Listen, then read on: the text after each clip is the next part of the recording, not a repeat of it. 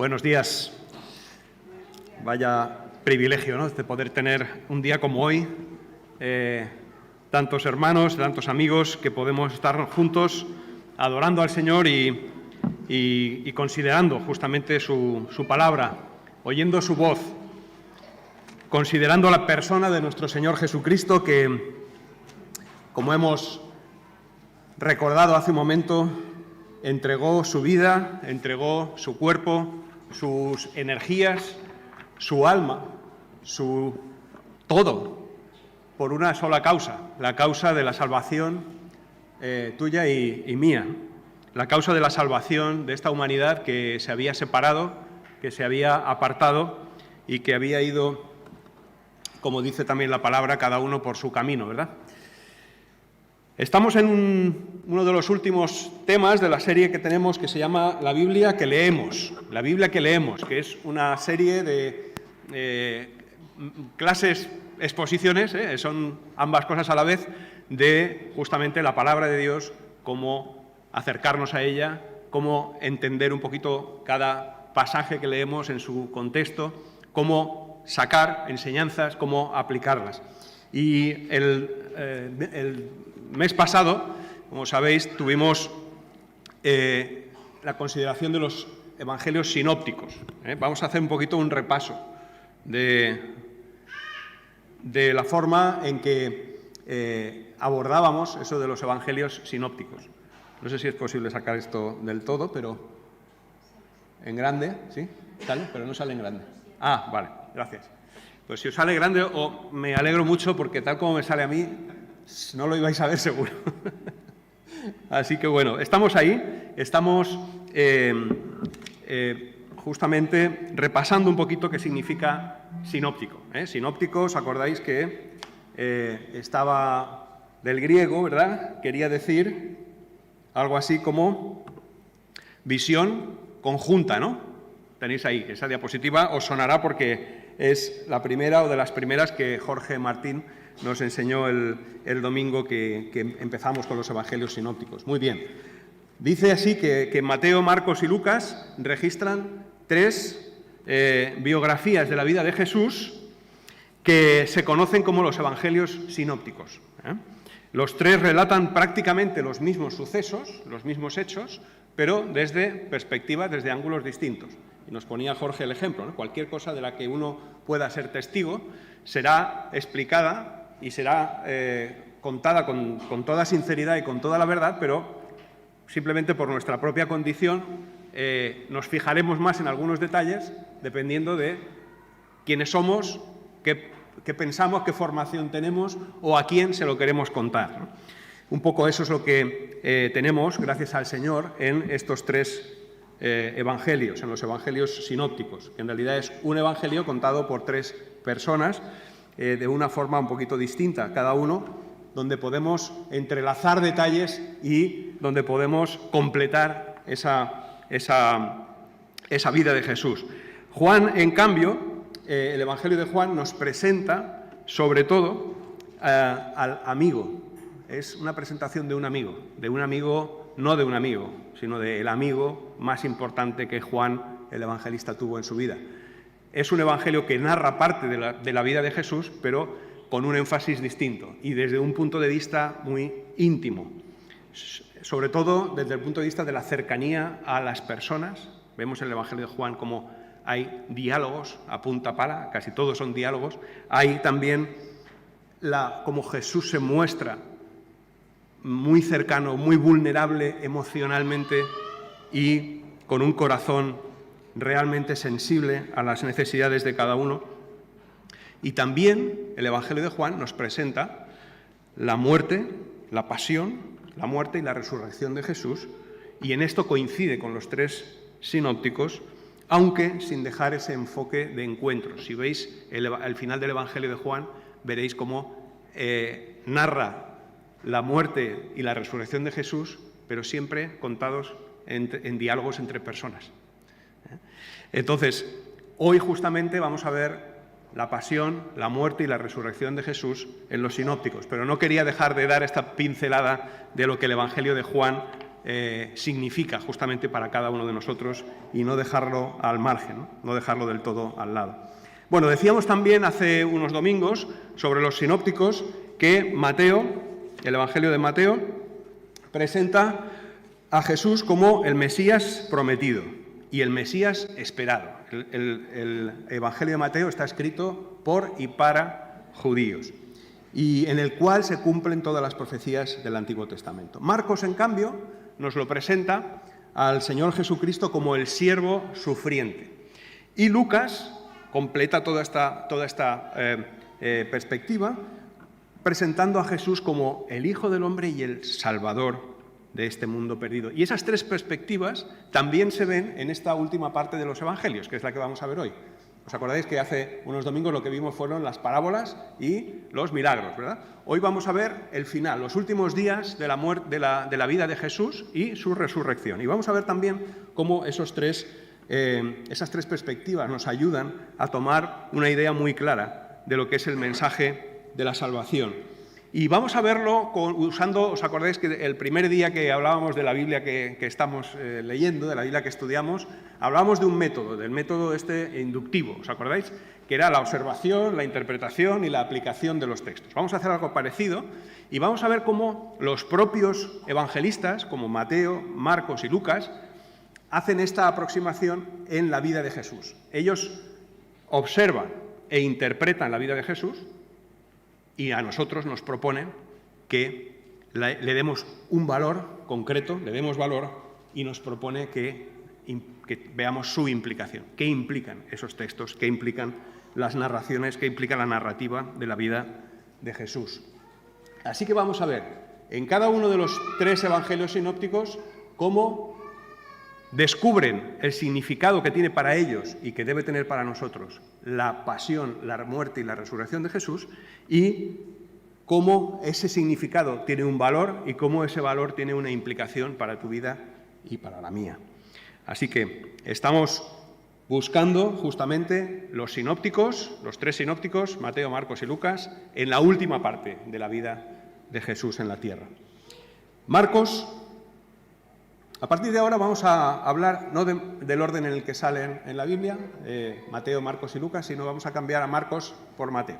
Vamos a poner Marcos, Mateo y Lucas, porque también nos contó Jorge la cronología, ¿verdad? En qué orden, en qué momento histórico se habían escrito. Y Marcos, nos decía Jorge, fue el primero, fue el que recopiló por primera vez, digamos de una forma reconocida por la Iglesia, todos los dichos y los hechos de Jesús. Así que primero vamos a ver Marcos, el significado que tiene la muerte y la resurrección de Jesús para Marcos, luego lo veremos para Mateo y luego lo veremos para Lucas. ¿Qué significado tiene este momento en la vida de Jesús, estos últimos días? Pues Mateo pone el foco, pone la mirada, la atención, nos la dirige hacia un asunto muy concreto. ¿Qué significa para Marcos el sufrimiento y la muerte de Jesús? Pues significa, sobre todo, el abandono de los suyos. Cuando queremos estudiar y profundizar en la vida de Jesús en el Evangelio de Marcos, vamos al capítulo 14 y veremos cómo hay una narrativa muy especial. Marcos, el que nos presenta a Jesús como el siervo sufriente, nos dice que Jesús, al principio del capítulo 14, se enfrenta a sus discípulos porque viene una mujer y derrama sobre él un perfume carísimo. Y los discípulos se escandalizan por ello y dicen, esto teníamos que haber dado este valor a los pobres. Y Jesús les dice, a los pobres siempre les tenéis con vosotros, siempre los vais a tener con vosotros, a mí no me vais a tener, en poco tiempo yo voy a desaparecer. Y se da cuenta Jesús que sus amigos no eran conscientes de lo que iba a acontecer. Y les dice, uno de vosotros me va a entregar, capítulo 14, verso 18. Les va anunciando cómo le van a ir abandonando. En los versículos 27 a 30 le va a decir a Pedro, antes que cante el gallo 3 veces me vas a negar. Y más adelante también les dice que vayan con él a orar, necesita sus oraciones. Y vemos como Marcos pone el énfasis también ahí. Le abandonaron, se echaron a dormir. no podían con ese momento. Y Jesús les habla en el capítulo 14, despertaos, velad, acompañadme. Es una especie de grito de ayuda de Jesús. Y aquellos que habían estado con él, que le habían visto moverse, hacer toda clase de bienes, desfallecen. Así que Marcos nos presenta la pasión y la muerte de Jesús como el abandono de los suyos, de sus amigos, el sufrimiento por el abandono de los suyos. Pero vamos adelante. ¿Qué nos dice, qué nos quiere enfatizar Mateo? Marcos es el abandono de los suyos. Mateo, si vamos al capítulo 26 del Evangelio de Mateo, versos 1 y 2, que dice: cuando Jesús acabó de hablar estas palabras, y aquí Mateo introduce la pasión y la muerte del Señor, dijo a sus discípulos: ¿sabéis? ¿Lo tenéis? ¿Sabéis que dentro de 2 días se celebrará la Pascua? Y el Hijo del Hombre será entregado y crucificado. Crucificado. Esa palabra, para nosotros que estamos al otro lado de la cruz, 2000 años después, es una palabra muy natural. Pero cuando Jesús dice que va a ser crucificado, lo que está queriéndoles decir es: vais a verme maldecido por Dios. Es decir, Marcos nos dirige la mirada hacia el abandono de los suyos y Mateo dirige la mirada hacia el abandono del propio Padre, del propio Dios. Cuando Jesús dice voy a ser crucificado, está diciéndoles voy a ser el maldito de Dios, voy a ser maldecido por Dios.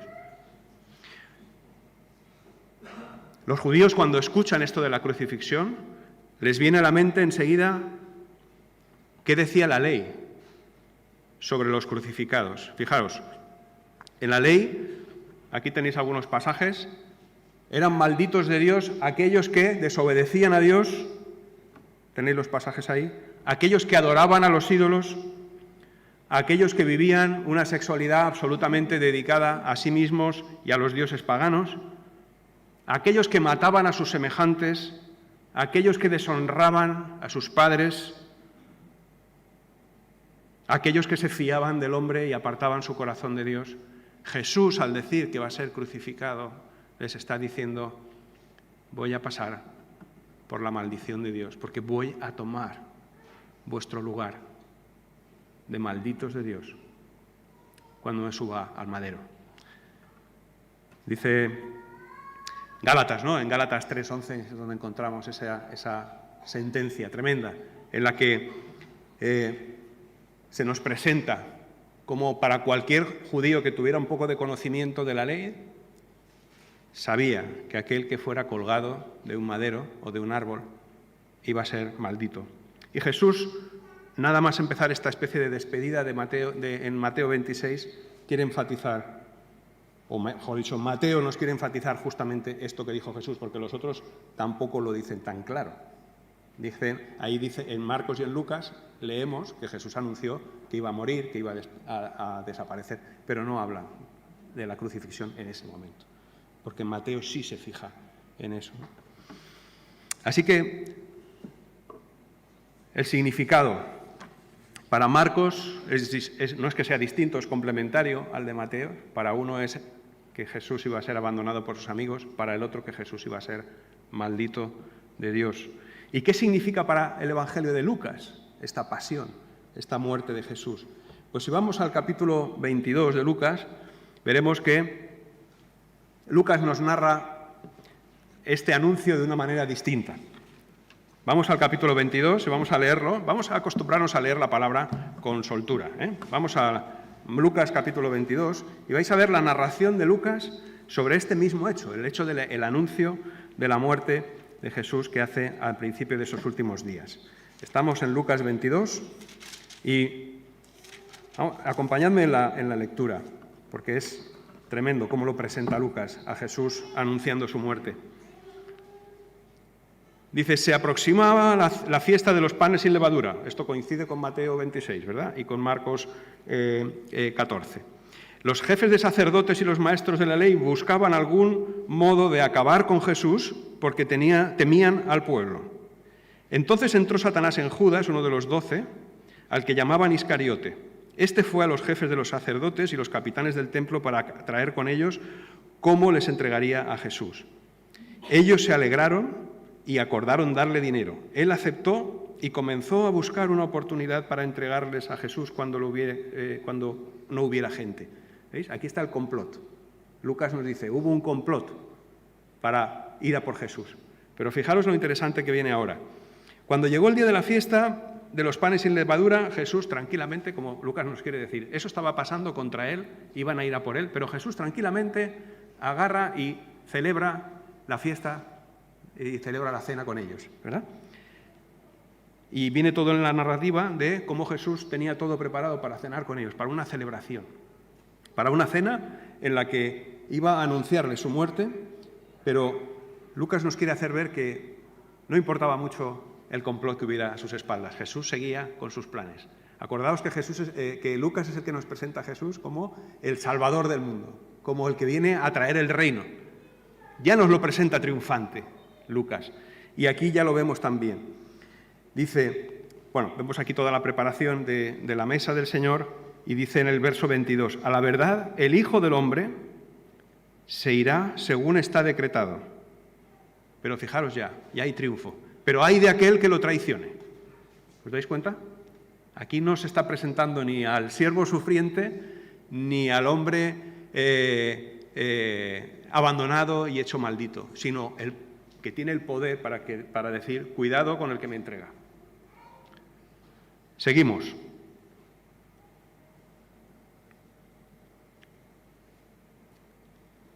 Entonces, verso 23, comenzaron a preguntarse unos a otros quién de ellos haría esto.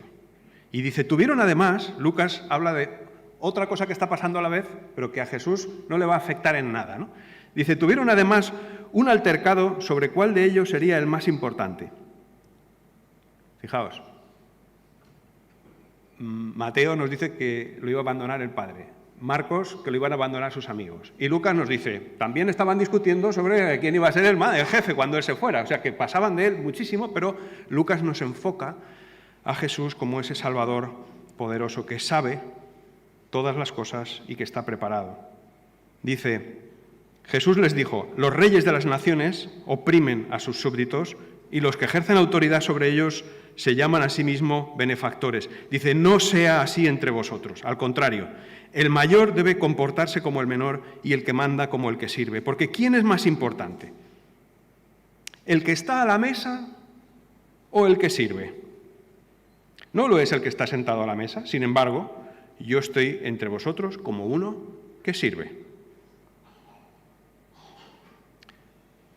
Ahora bien, vosotros sois los que habéis estado siempre a mi lado en mis pruebas. Por eso yo mismo os concedo un reino, así como mi Padre me lo concedió a mí, para que comáis y bebáis en mi mesa, en mi reino, y os sentéis en tronos para juzgar a las 12 tribus de Israel.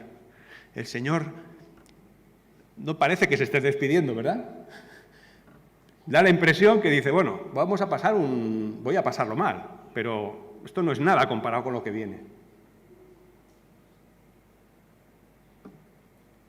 Dice, verso 31, le dedica unas palabritas a Pedro, ¿no? Le dice, Simón, Simón, mira que Satanás ha pedido zarandearos como si fuerais trigo, pero yo he orado por ti para que no te falte tu fe.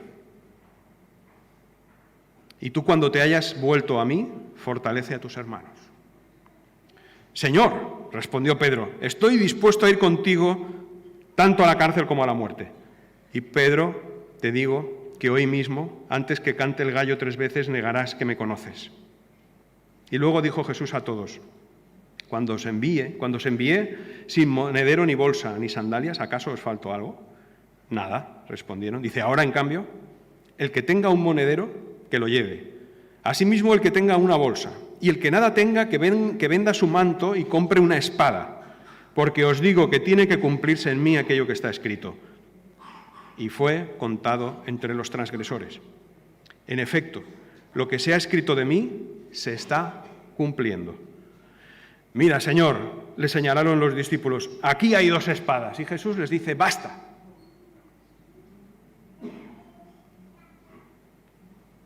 Salió de la ciudad y, como de costumbre, se dirigió al Monte de los Olivos, y sus discípulos lo siguieron. Cuando llegaron al lugar, les dijo, orad para no caer en tentación. Entonces se separó de ellos a una buena distancia, se arrodilló y empezó a orar. Padre, si quieres, no me hagas beber este trago amargo, pero no se cumpla mi voluntad sino la tuya. Entonces se le apareció un ángel del cielo para fortalecerlo. Pero como estaba angustiado, se puso a orar con más fervor, y su sudor era como gotas de sangre que caían en la tierra. Cuando terminó de orar y volvió a los discípulos, los encontró dormidos, agotados por la tristeza, y les dijo, ¿por qué estáis durmiendo? Levantaos y orad para no caer en tentación. Todavía estaba hablando Jesús cuando se acercó una turba, y al frente iba uno de los 12, que se llamaba Judas. Este se acercó a Jesús para besarlo, pero Jesús le preguntó, Judas, ¿con un beso me traicionas? ¿Con un beso traicionas al Hijo del Hombre?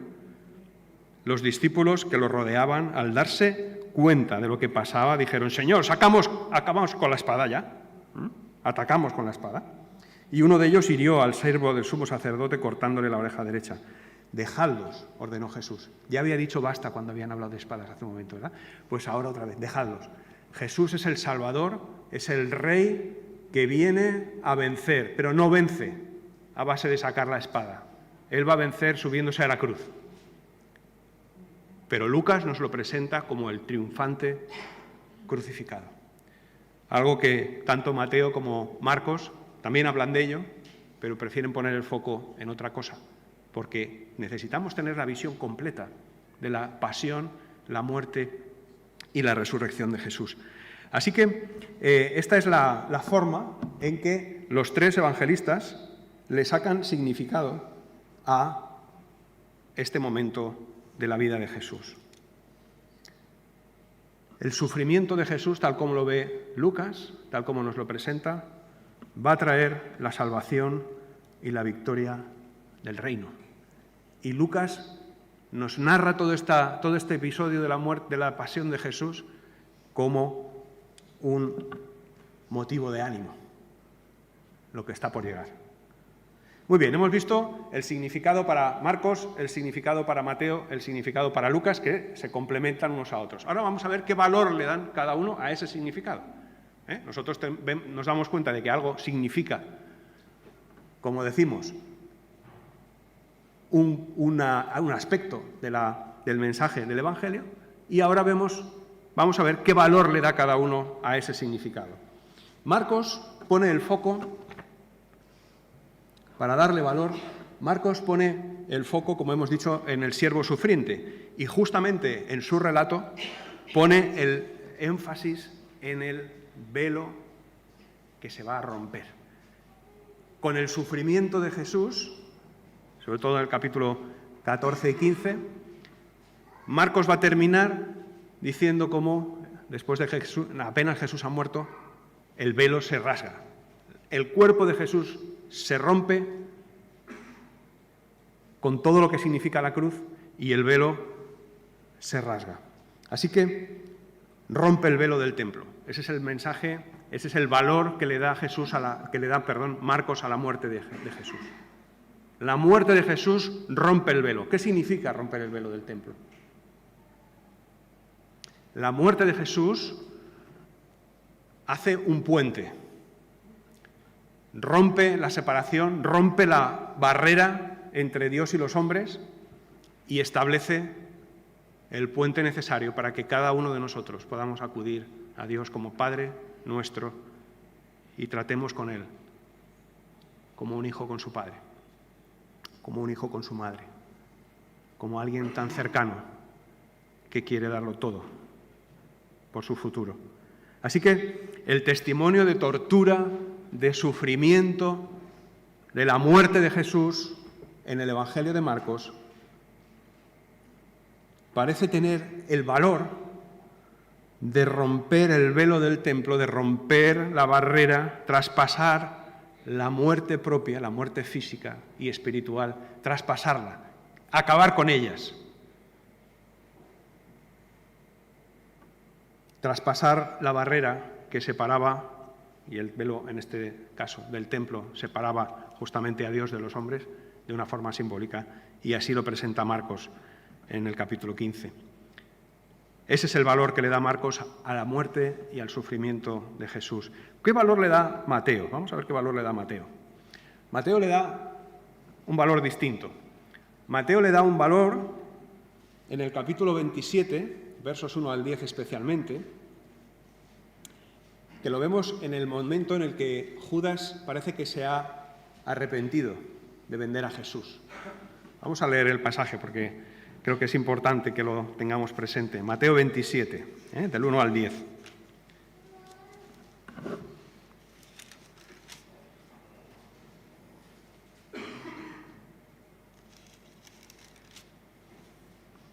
Muy de mañana, todos los jefes de los sacerdotes y los ancianos del pueblo tomaron la decisión de condenar a muerte a Jesús.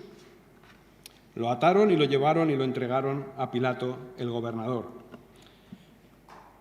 Y hacemos un paréntesis, luego seguimos con el relato del gobernador y todo el enfrentamiento con el gobernador. Pero dice, paréntesis, dice, cuando Judas, el que lo había traicionado, vio que habían condenado a Jesús, sintió, fijaros, no dice arrepentimiento, sintió remordimiento, que no es lo mismo que arrepentimiento, es en lo previo, pero hace falta después el arrepentimiento, sintió remordimiento y devolvió las 30 monedas de plata a los jefes de los sacerdotes y a los ancianos. Este relato, este paréntesis de la discusión de Judas con los jefes religiosos, solo lo encontramos en Mateo. Por lo tanto, vamos a darle un valor, ¿no? ¿Qué valor le da él a este sufrimiento de Jesús? 30 monedas de plata. Si vamos al Antiguo Testamento, veremos que 30 monedas de plata era como un precio, una baratija, un precio pequeño, algo que no tenía mucho valor. A cualquiera lo valoraban, a cualquier esclavo se valoraba por 30 monedas de plata. Y lo que nos quiere decir Mateo, siguiendo con su línea de que Jesús era el Mesías, es que se cumple en él esto de las 30 monedas que estaba ya previsto en algunas de las profecías, como Jeremías, como también Zacarías. Pero sobre todo nos da la idea de que el Cordero de Dios, al Cordero de Dios no se le puede dar un valor. ¿Os dais cuenta? A Judas le dieron 30 monedas como el que le da una propina a uno por hacerle un favor. Judas lo devuelve y no había forma de valorar lo que vale la vida del Salvador. Y aquí Mateo lo que nos hace es hacernos reflexionar, ¿no?, sobre el valor incalculable que tiene un inocente, que tiene la sangre inocente. Que aquí Judas justamente lo que dice es esto. Dice Judas, he pecado, les dijo, porque he entregado sangre inocente. Y la sangre inocente de Jesús no tiene precio. Ese es el mensaje de Mateo, como el valor que le da Mateo a la vida de Jesús. La sangre inocente. Antes hablábamos de el significado que para Mateo tenía el sacrificio de Jesús, ¿verdad? El significado de alguien que iba a ser maldito de Dios. Pero iba a ser maldito de Dios, y aquí continúa el hilo, con un valor incalculable, porque era el valor de la sangre inocente, el valor que enseñaba el Antiguo Testamento, que era el de la sangre de alguien que pagaba por ti. Cordero, sin mancha, lo más inocente que existía, ese era el que se ponía en lugar de los pecados de la persona. Y aquí Mateo identifica justamente el valor de la muerte de Jesús con esa sangre inocente. He entregado sangre inocente. La sangre inocente tiene un valor incalculable para que pueda cubrir la muerte de todos nosotros. No hay trueque posible entre la vida de Jesús y la tuya o la mía.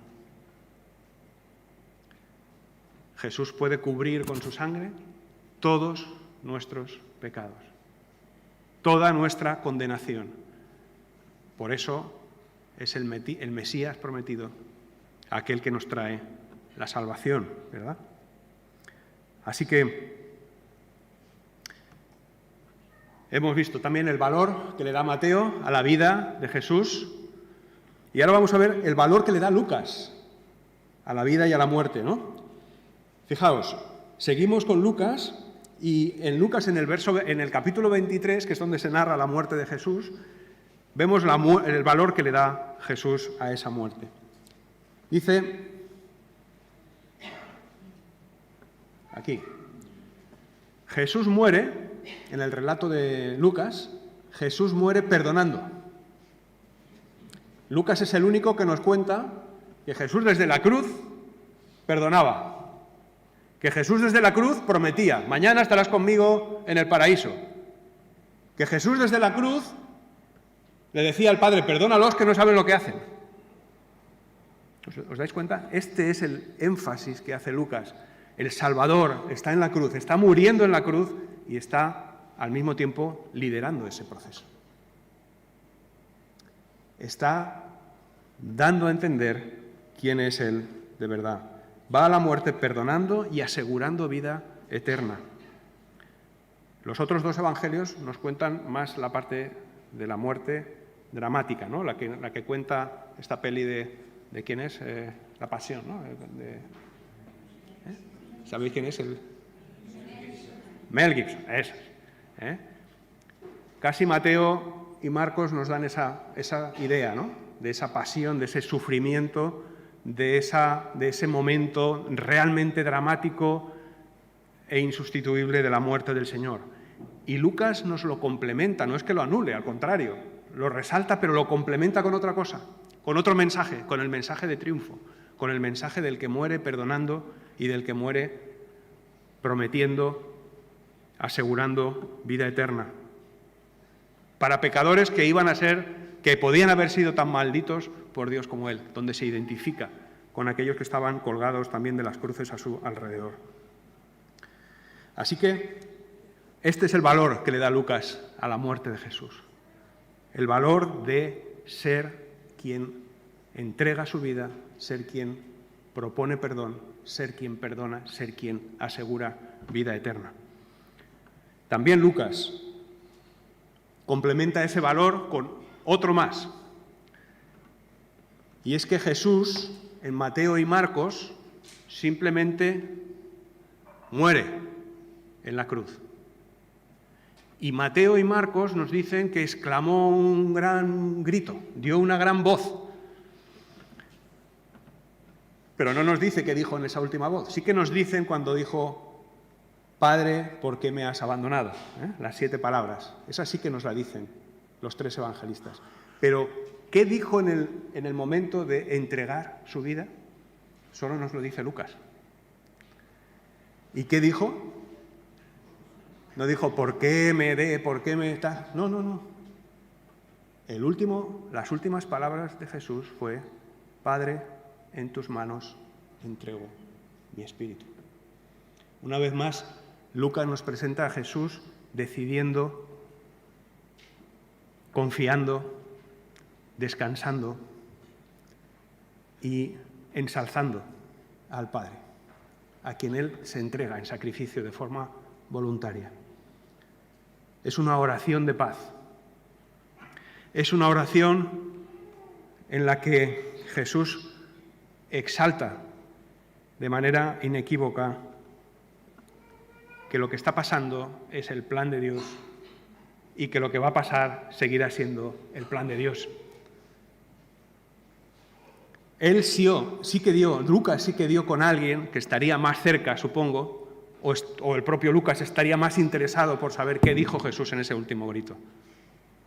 Como sabéis, Lucas es el investigador. El Evangelio de Lucas y el libro de Hechos, que está escrito por él, ya empiezan diciendo, he intentado indagar, he intentado investigar, he intentado poner las cosas por orden para que los que lo leen entiendan la vida de Jesús, el propósito de su muerte y su resurrección y la salvación que hay en él, ¿verdad? Si leéis tanto la introducción del Evangelio de Lucas como la introducción del libro de Hechos, veréis que Lucas se ha propuesto investigar y dar cuantos más detalles mejor. Y Lucas seguramente dijo, pues alguien me tiene que decir a mí qué fue aquel último grito de Jesús, que no fue un grito de dolor. ¡Ay! No dijo eso. Padre, en tus manos encomiendo mi espíritu. Las últimas palabras de Jesús. Muy bien, pues hemos visto hasta ahora el significado y el valor que le dan a la muerte y a la resurrección de Jesús los sinópticos. Bueno, vamos a ver ahora qué implicaciones tienen ese significado y ese valor. ¿Qué implicaciones tienen para tu vida y para la mía? Las implicaciones en los sinópticos. Aquí no vamos a diferenciar ahora ni Marcos, ni Mateo, ni Lucas, porque los tres tienen la misma implicación. Aquí no hay diferencia en la implicación que ellos nos traen. La implicación de los sinópticos sobre dos hechos, sobre la muerte y sobre la resurrección. ¿Qué implica la muerte de Jesús para ti y para mí? ¿Qué implica la resurrección de Jesús para nosotros?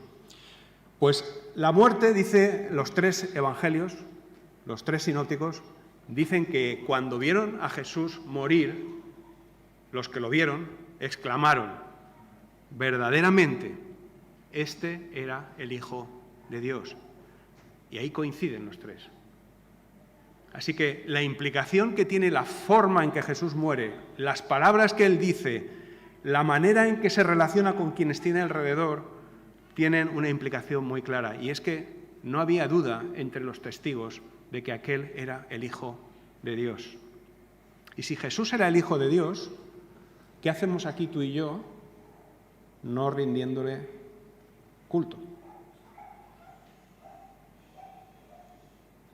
¿Qué hacemos tú y yo, no digo ahora en este momento, que estamos en un culto, toda la semana olvidándonos de que el Hijo de Dios es nuestro Salvador y está al lado nuestro y nuestra vida puede estar ahora mismo en sus manos si así lo decidimos?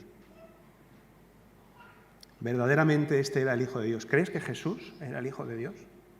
Si Jesús es el Hijo de Dios de verdad, nuestras vidas no se pueden quedar igual. Nuestras vidas no pueden seguir nuestro criterio, seguir nuestros pasos, seguir nuestra experiencia, seguir lo que nosotros sabemos o creemos saber. Nuestras vidas, si Jesús era el Hijo de Dios de verdad, tienen que dar un cambio.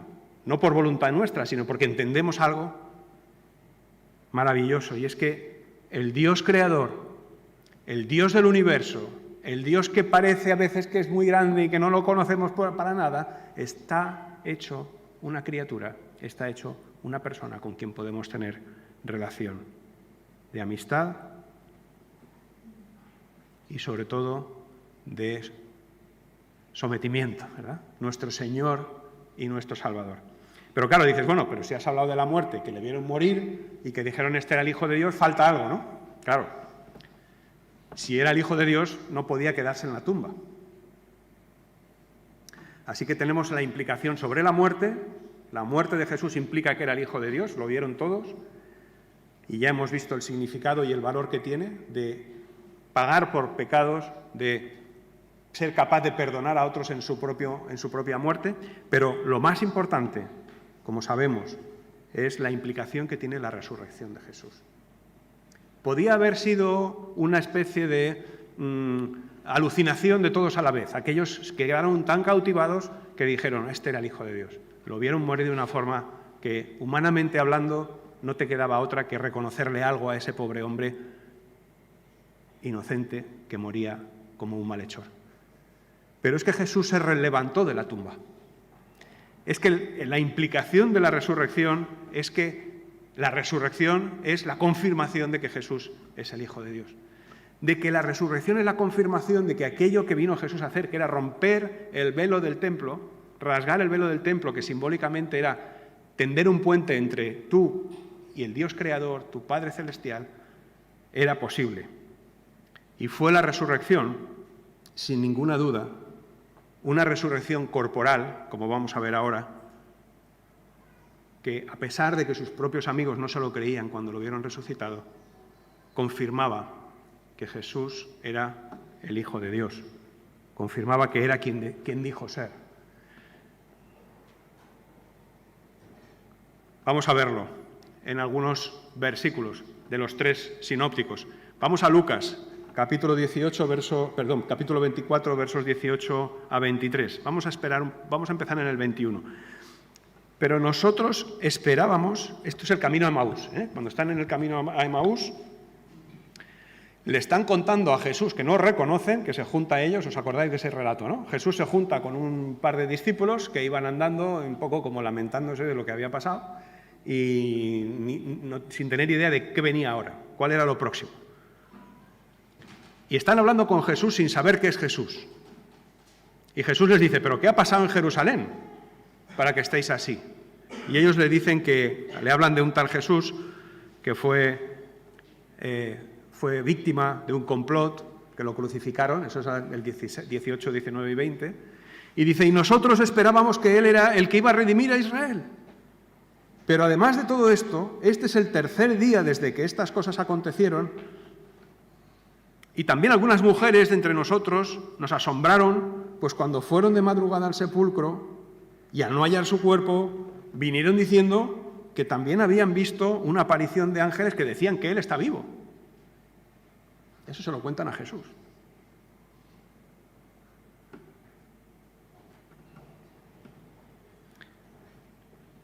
Ahí suceden una serie de cosas, reconocen a Jesús y van corriendo a contárselo a los discípulos. Dice, en el 24, verso 36, mientras ellos relataban estas cosas, a los discípulos que no les creían tampoco, Jesús se puso en medio de ellos.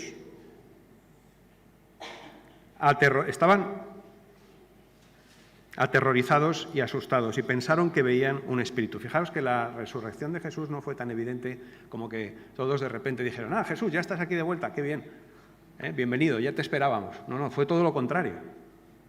Estaban totalmente fuera de lugar, totalmente descolocados. Pero a pesar de eso, Jesús, dice, se puso en medio de ellos y aunque ellos estaban aterrorizados y asustados, que pensaron que veían a un espíritu, Él les dijo, por eso es tan importante esta implicación de la resurrección. La resurrección de Jesús fue corporal, no fue una imaginación, no fue un fantasma, no fue una aparición. Les dijo Jesús, mirad mis manos y mis pies, que soy yo mismo, palpadme y ved, porque un espíritu no tiene carne ni huesos como veis que yo tengo. Les mostró las manos y los pies. Verso 41. Como ellos todavía no lo creían y estaban asombrados, les dijo, ¿tenéis algo de comer?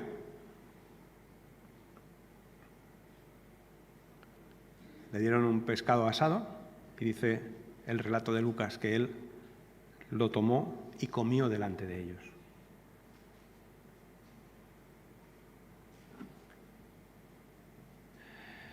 ¿Os imagináis estar delante de un resucitado? A veces nos tomamos estos relatos como si fueran algo casi de película, ¿no? ¿Qué habrías hecho tú si se te pone Jesús delante y te dice, dame un bocata de jamón, que tengo hambre? ¿Cómo habría cambiado tu vida para siempre, no? La implicación de la resurrección de Jesús para tu vida, para la mía, es que transforma, es que nos da otra perspectiva completamente distinta de la vida, de la muerte, del pecado, del perdón, del rechazo.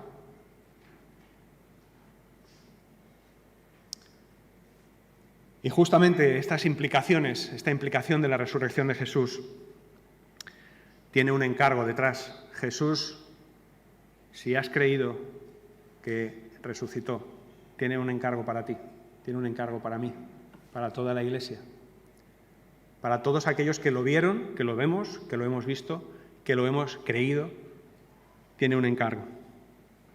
Contadlo. Contadlo. No hace falta que estudiéis teología para contar lo que Jesús ha hecho en tu vida. Es muy bueno saber mucho de la Biblia y es recomendable 100%. Pero no necesitamos todo eso para contar lo que Jesús ha hecho en nuestra vida, para contar que Jesús resucitó y hay pruebas indubitables de ello. Así que la implicación y el encargo que tenemos también en los tres evangelios, en los tres sinópticos, es tremenda.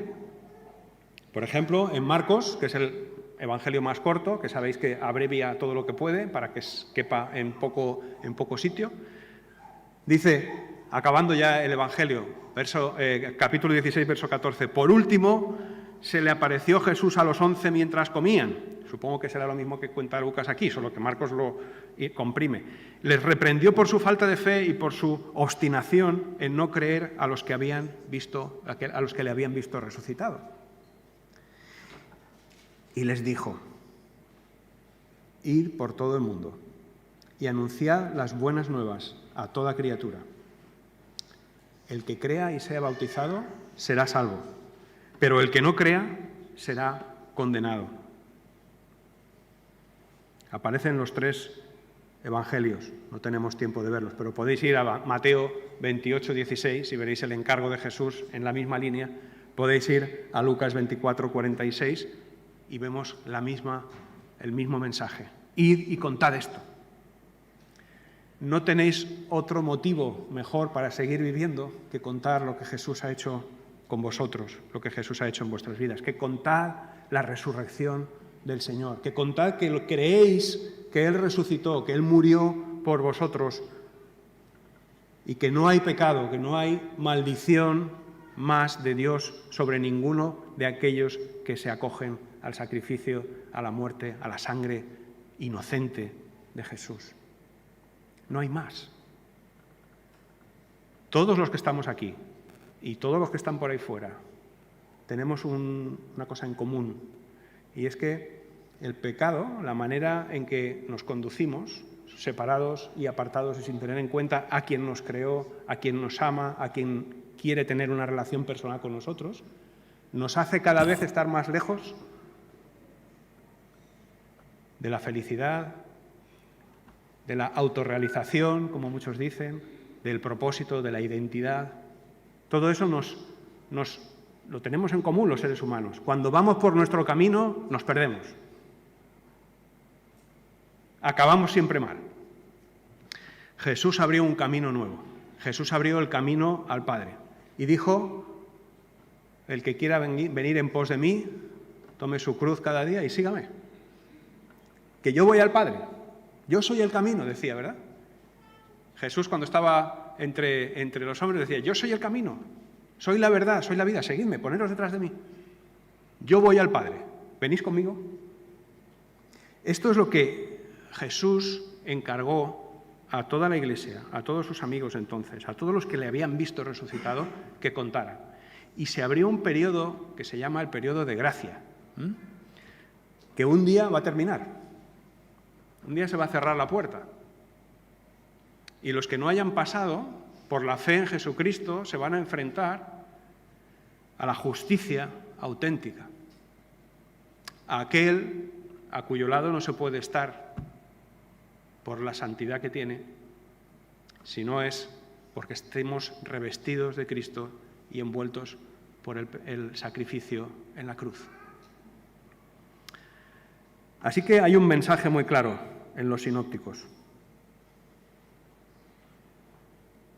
Lo tenéis ahí escrito. El mensaje de los evangelios sinópticos es este. Jesucristo, Hijo de Dios, hizo toda clase de bien a las personas, pero fue abandonado por los suyos. Fue abandonado por Dios mismo. Fue abandonado por las autoridades, por las leyes, por todo lo que podía haberle protegido.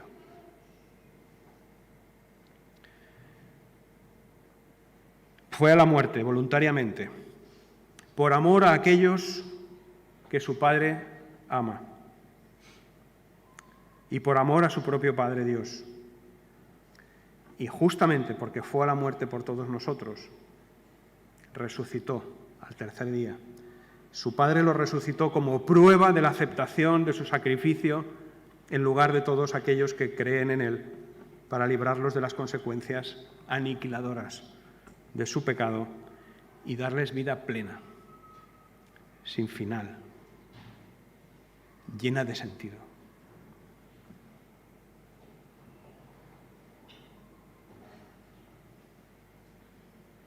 Tiziano pintó un cuadro muy famoso que lo estáis viendo ahora ahí,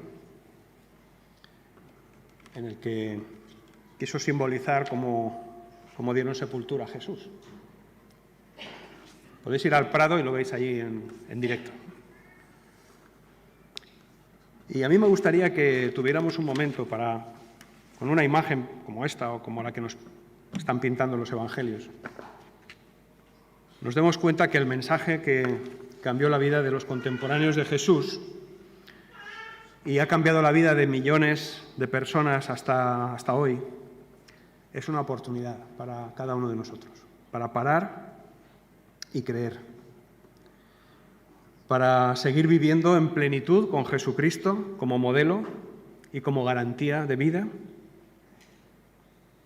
Y eso es ahora, mientras estamos vivos.